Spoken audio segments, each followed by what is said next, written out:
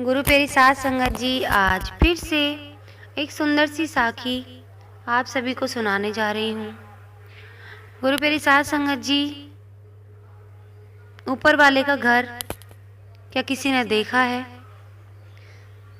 क्या आप सब जानते हैं ऊपर वाले का घर कहाँ है? कहाँ रहते हैं आखिर ऊपर वाले? तो गुरु प्यारी साध संगत जी, आज की जो साखी है वो इसी बारे में है कि आखिर ऊपर वाले का घर कहाँ है। तो आइए सुनते हैं आज की ये सुंदर सी साखी। ये कहानी है एक बुजुर्ग की जो फुटपाथ पर नंगे बदन सो रहे थे। सर्दियों का समय था, कड़कड़ाती सर्दी में ठिठुर रहे थे।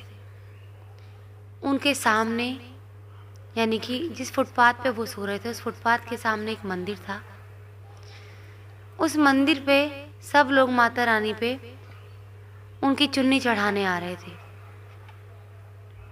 वो उन लोगों को बड़े ध्यान से देख रहा था और हर चुन्नी चढ़ाने वाले के अंदर ये देख रहा था कि कोई उसको चद्दर देकर जाएगा या खाना देकर जाएगा। लेकिन जैसे जैसे समय बीत रहा था, रात होती जा रही थी, ठंड बढ़ती जा रही थी, उसकी आशा निराशा में बदलती जा रही थी। अचानक से कोई आदमी आता है, एक मजदूर उसके पास से गुजरता है और उस बाबा से पूछता है कि बाबा, आप यहाँ क्यों लेटे हो? बाबा कहता है, मेरा इस दुनिया में कोई नहीं है, इसीलिए मैं यहाँ लेटा हुआ हूँ और कमाने लायक भी नहीं हूँ, क्योंकि मेरा शरीर काम नहीं करता। मैं बुजुर्ग हो चुका हूँ, कोई दो पैसे भी मुझे नहीं देता और ना ही कोई मुझे काम पर रखता है। तो गुरु प्यारी साध संगत जी, वो बूढ़ा उस मजदूर को बड़ी ही आशा से देखने लगा, जैसे मानो किरण सी जग गई हो। तो उसने उस मजदूर से पूछा कि क्या तुम्हें उस मंदिर में माता रानी पर चुन्नी चढ़ाने नहीं जाना? तो उसने कहा कि नहीं, मुझे वहाँ नहीं जाना। उस बाबा ने कहा, क्यों, तुम्हें कुछ मांगना नहीं है परमात्मा से? उसने कहा, ये परमात्मा हमें देने वालों में से कहाँ है? ये हम जैसे गरीबों को कहाँ देता है? हम जैसे गरीबों को तो ये गरीबी ही दे सकता है। इतना कह के वो बूढ़े बुजुर्ग को अपने साथ उठा के अपनी झोपड़ी में ले गया। वहाँ जाके उस बूढ़े को अपने हाथ से खाना बना के खिलाया और एक फटी सी चद्दर में उस बाबा से कहा कि बाबा, मेरे पास यही चद्दर है, आप चाहो तो इस चद्दर में मेरे साथ सो सकते हो। उस बाबा को उस चद्दर में सुलाया, उसको ठंड से बचाया। उस बाबा ने पूरे तरीके से अच्छे से अपनी रात जो ठंड में गुजर रही थी, उस ठंड से बच के उस झोपड़ी में आराम से बिताई। तो गुरु प्यारी साध संगत जी, जैसे ही सुबह होती है और वो उठ के नज़र घुमाता है तो उसके घर में एक कोने में छोटी सी मूर्ति रखी थी। परमात्मा की एक मंदिर बना हुआ था। उस मंदिर को देख के बाहें फैला के वो बुजुर्ग कहते हैं कि वाह रे परमात्मा, तो दिखता तो कहाँ कहाँ है मंदिरों में, मस्जिदों में, लेकिन रहता तो गरीबों के दिल में है। वो बार बार कहता रहा कि दिखता तो तू आलीशान मंदिरों में है, लेकिन रहता हम गरीबों के दिल में है। तो गुरु प्यारी साध संगत जी, परमात्मा गरीबों के दिल में रहते हैं। परमात्मा दया करने वालों के दिल में रहते हैं, अच्छे लोगों के दिल में रहते हैं और इसी तरह अपने रूप में आके हमारी मदद करते हैं। तो गुरु प्यारी साध संगत जी, ऊपर वाला सिर्फ दया करने वालों के दिलों में रहता है। जो किसी की मदद करते हैं निस्वार्थ रूप से, उनके दिलों में रहता है। तो परमात्मा को कहीं किसी चार दीवारी में ना ढूंढें। परमात्मा कहीं भी किसी भी भले मानस के रूप में उसके दिल में हमें मिल जाता है। और यही दिल है जिसके अंदर राक्षस भी बसता है। इसी दिल के अंदर परमात्मा भी मिलता है और इसी दिल के अंदर राक्षस भी। जो लोग गंदे होते हैं, दूसरों के बारे में बुरा सोचते हैं, बुरा करते हैं, उनके दिल में सिर्फ और सिर्फ राक्षस बसते हैं। और ऐसे लोगों को गति प्राप्त नहीं होती, ऐसे लोगों को मुक्ति नहीं मिलती।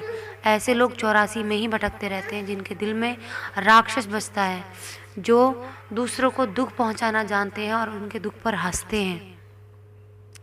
तो ऐसे लोग 84 में भटकते हैं गुरु प्यारी साध संगत जी। और जो लोग दूसरे की मदद करते हैं, जिनका घर परमात्मा का, जिनका मन परमात्मा का घर है, वो लोग 84 से मुक्त हो जाते हैं, क्योंकि वो खुद परमात्मा का स्वरूप होते हैं। तो गुरु प्यारी साध संगत जी, दूसरों का भला करें।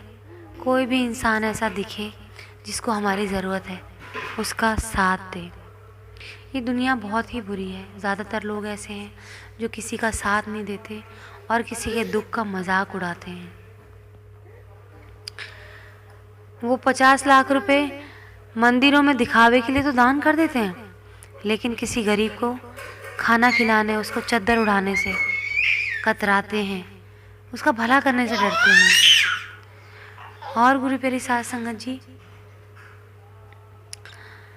और एक बात इस साखी के माध्यम से कहना चाहती हूँ कि कभी भी जीवन में कोई इंसान अकेला हो और वो आपसे मदद मांगे, गुहार लगा रहा है, परेशान है, तो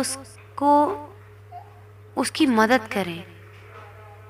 उसका मजाक उड़ाने की बजाय, उसमें नुक्स निकालने की बजाय उसकी मदद करें, ना कि उसको नीचा दिखा, इसमें खामियां निकालेंगे, इसमें तो कमी होगी, इसमें तो ये कमी, ऐसा ही होगा, ये ऐसी ही होगी है, ये बातें करने की बजाय आप उसकी मदद करें।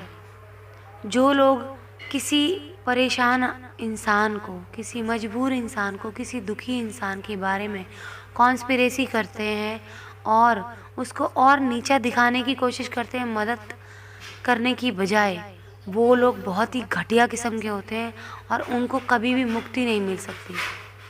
वो लोग यूं ही 84 में भटकते रहते हैं, सिर्फ अपने मन के स्वाद के लिए कि हाँ, उन्हें 4 चुगली करके आराम मिलता है, 4 बात करके आराम मिलता है, ये 3-5 करके। आप किसी को इतना बड़ा दुख पहुंचा रहे हैं। कई बार इंसान इतना परेशान होता है और उसको अगर इस तरह की बातें सुनने को मिलती हैं समाज की तरफ से, तो वो मरना पसंद करता है जीने की बजाय। और ये सब लोग मर्डरर होते हैं, उसको मारने वाले होते हैं। आप खून कर रहे हैं सामने वाले को, उसकी मजबूरी में उसको नीचा दिखा के। वो लोग सब खूनी कहलाते हैं जो किसी दुखी इंसान को नीचा दिखाते हैं और कहते हैं ये तो ऐसी होगी, अपने कर्मों का भोग रही है। वो सबसे नीच लोग होते हैं जो किसी के दुख में किसी के साथ ऐसा करते हैं। तो गुरु प्यारी साध संगत जी, किसी की मजबूरी में उसका सहारा बने, ना कि उसको ताना मारें। आज इसी के साथ इस सुंदर सी साखी को गुरु प्यारी साध संगत जी यहीं समाप्त करना चाहूँगी। मिलती हूँ आपसे अपनी अगली वीडियो में नई साखी के साथ। तब तक के लिए सुमिरन करते रहें, सच्ची सेवा करते रहें, खुश रहें और लोगों का भला करें, लोगों की बुराई ना करें, लोगों के साथ बुरा ना करें। उस परमपिता परमात्मा से डरें। जिस दिन उसकी लाठी पड़ेगी तो उसमें आवाज़ नहीं होती, इतनी बुरी पड़ेगी ना कि तुम्हें होश नहीं आएगा। तो गुरु प्यारी साध संगत जी, जो लोग बुरे हैं उन लोगों के लिए ये चेतावनी है कि अभी भी संभल जाओ। तुम जो कर रहे हो, किसी को नीचा दिखा रहे हो, किसी के बारे में षड्यंत्र कर रहे हो, इस दुनिया में तुम्हें कहीं जगह नहीं मिलेगी। कर्मा हमेशा लौट के आता है, आज नहीं तो कल नहीं सही, सालों बाद सही, पर कर्मा जरूर लौटता है। और जब कर्म की लाठी पड़ती है तो बहुत बुरी पड़ती है।